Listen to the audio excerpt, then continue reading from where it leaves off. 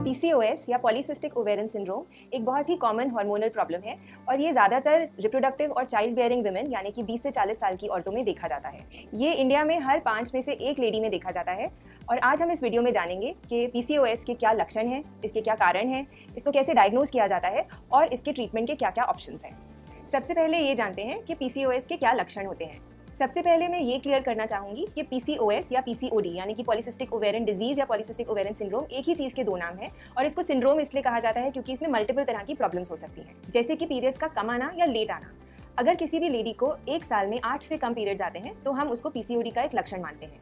इसके अलावा किसी लेडी को हैवी पीरियड्स भी आ सकते हैं क्योंकि अगर बहुत दिन के बाद पीरियड आता है तो थिक लाइनिंग यूट्रस की जब शेड होती है उससे पीरियड हैवी हो जाता है। इसके अलावा इसमें थोड़ा वेट गेन इजीली होता है और वजन कम करना मुश्किल होता है और ज़्यादातर कमर के अराउंड ये मोटापा देखा जाता है। अगला लक्षण हो सकता है एक्सेसिव हेयर ग्रोथ, जो आपके चेहरे पे, आपके चेस्ट में, बैक में या थाइज में हो सकती है। इसके अलावा सर से स्कैल्प और टेम्पल्स वाले एरिया में हेयर लॉस भी हो सकता है। कुछ लोगों को ऑयली स्किन हो सकती है जिसके कारण फेस और बॉडी पे पिंपल्स या एक्ने हो सकता है। एक और बहुत कॉमन लक्षण होता है प्रेग्नेंट होने में दिक्कत आना। पीसीओएस में हार्मोन्स की डिस्टर्बेंस की वजह से ओव्यूलेशन या एग फॉर्मेशन टाइम पर नहीं होती है, जिसकी वजह से पीरियड्स भी लेट आते हैं और प्रेग्नेंट होने में मुश्किल होती है।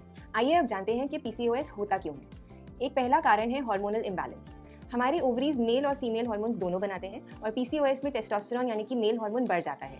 इसके अलावा प्रोलैक्टिन और ल्यूटिनाइजिंग हार्मोन्स भी बढ़ जाते हैं और सेक्स हार्मोन बाइंडिंग ग्लोबुलिन घट जाता है। इन सब की वजह से ओवरीज का जो नॉर्मल फंक्शन है यानी कि एग प्रोडक्शन वो डिस्टर्ब हो जाता है। दूसरा, जेनेटिक फैक्टर्स, यानी कि आपके परिवार में यानी कि आपकी मदर या आपकी सिस्टर किसी को भी अगर पीसीओएस होता है तो उससे आपके चांसेस ऑफ हैविंग पीसीओएस बढ़ जाते हैं। तीसरा, इंसुलिन रेजिस्टेंस। हमारी बॉडी में एक हार्मोन होता है इंसुलिन जो शुगर्स को डाइजेस्ट करता है। पीसीओएस में इस हार्मोन की क्वालिटी खराब हो जाती है और आपको सेम शुगर्स को डाइजेस्ट करने के लिए ज़्यादा इंसुलिन सिक्रीट करना पड़ता है। इसकी वजह से आपका इंसुलिन लेवल बढ़ जाता है और ये वेट गेन का भी कारण हो सकता है। पीसीओएस की डायग्नोसिस को कैसे कंफर्म किया जाए? अगर आपको कुछ भी पीसीओएस के लक्षण लगते हैं तो आपको अपने डॉक्टर के पास जाना चाहिए।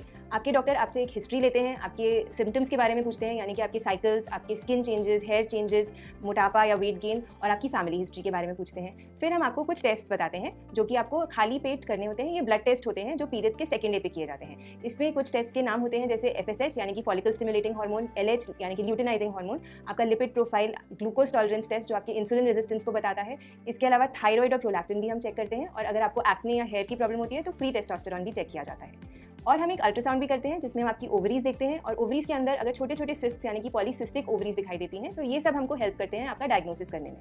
पीसीओएस का ट्रीटमेंट कैसे करें? पीसीओएस की दो तरह की ट्रीटमेंट्स होती हैं। पहली, लाइफस्टाइल मॉडिफिकेशन यानी कि घरेलू तरीके जो आप खुद कर सकते हैं, या फिर मेडिकेशन। हमारी कोशिश ये होती है कि आप ज़्यादा से ज़्यादा घरेलू तरीके यूज़ करें ताकि आपको कम से कम दवाइयों की ज़रूरत पड़े। इसमें पहली चीज़ है वेट लॉस। अगर आपका वजन ज़्यादा है तो वेट लॉस से अपने आप ही आपकी इंसुलिन की क्वालिटी इंप्रूव होती है, आपके हार्मोन्स इंप्रूव हो जाते हैं, एग फॉर्मेशन अपने आप होने लग जाती है और अगर आप प्रेगनेंसी प्लान कर रहे हैं तो उसमें भी आपको हेल्प होती है। दूसरी चीज़ है एक हेल्दी डाइट फॉलो करना। पीसीओएस में सबसे पहले आपको क्या नहीं खाना चाहिए? इसमें यूजुअली मैं अपने पेशेंट्स को बोलती हूँ कि मीठी चीज़ें यानी कि all things which are sweet, cold drinks, jaggery, honey, even बहुत मीठे फल जैसे कि चीकू और आम भी आपको नहीं खाने चाहिए। उसके अलावा मैदा यानी कि ब्रेड, बिस्किट, बेकरी की चीज़ें, पिज्ज़ा, बर्गर, ये सब भी आपको नहीं खाना चाहिए। स्टार्ची चीज़ें जैसे कि आलू, चावल, अरबी, इनको भी आपको कम खाना चाहिए और टी और कॉफ़ी को भी कम लेना चाहिए। तो पीसीओएस में हम क्या खा सकते हैं? पीसीओएस में आप प्रोटीन रिच डाइट ले सकते हैं जैसे कि चना, राजमा, लोबिया, दालें, अंडा, नॉनवेज। उसके अलावा आप ग्रीन लीफी वेजिटेबल्स खा सकते हैं। नट्स में आप walnuts, chia seeds, flax seeds, ये सब ले सकते हैं और ऑयल्स में आप राइस ब्रान या कैनोला ऑयल ले सकते हैं। अगर आप पीसीओएस की डाइट के बारे में और जानना चाहते हैं तो कमेंट सेक्शन में बता दीजिए। तीसरा, एक्सरसाइज। पीसीओडी में एक्सरसाइज करने से आपकी इंसुलिन की क्वालिटी इंप्रूव होती है और आपकी इंसुलिन रेजिस्टेंस कम होती है। आप किसी भी तरह की एक्सरसाइज कर सकते हैं। हमारा रिकमेंडेशन होता है कि 30 से 45 मिनट्स की एक्सरसाइज आप 5 दिन हफ्ते में करें। इसमें आप योगा भी कर सकते हैं, जुम्बा कर सकते हैं और कोई भी पावर योगा, क्रॉसफिट, हिट कुछ भी कर सकते हैं जो आपको पसंद हो, बट रेगुलरली करना ज़रूरी है। चौथा, प्रॉपरली 8 घंटे रात को सोना, टाइम पे खाना खाना, स्ट्रेस लेवल्स को कम रखना, ये सब चेंजेस भी पीसीओएस की ट्रीटमेंट में बहुत इंपॉर्टेंट है। पीसीओएस की क्या मेडिसिन होती हैं? पीसीओएस में हम उन्हीं चीज़ों की दवाई देते हैं जिसके आपको लक्षण होते हैं। अगर आपको पीरियड्स की प्रॉब्लम है तो हम आपको ओरल कॉन्ट्रासेप्टिव पिल्स देते हैं जिनको हम बर्थ कंट्रोल पिल्स भी कहते हैं। ये आप 3 हफ्ते तक रोज़ लगातार लेते हैं और जब आप छोड़ते हैं तो अगले हफ्ते में आपको पीरियड्स आते हैं। ऐसे आपको आपके डॉक्टर के अनुसार 3 से 6 महीने तक लेना होता है, जिसके बाद नेचुरली आपके पीरियड्स टाइम पे आने लगते हैं। अगर आप बर्थ कंट्रोल पिल्स के बारे में और जानकारी जानना चाहते हैं तो आप ऊपर दिए हुए लिंक पर क्लिक करें। अगर आपको वजन की तकलीफ है तो इसमें हम मेटफॉर्मिन देते हैं या आजकल हम मायो इनोसिटॉल भी देते हैं, जिससे आपको वेट लॉस में ईज होती है और आपकी इंसुलिन की क्वालिटी इंप्रूव होती है।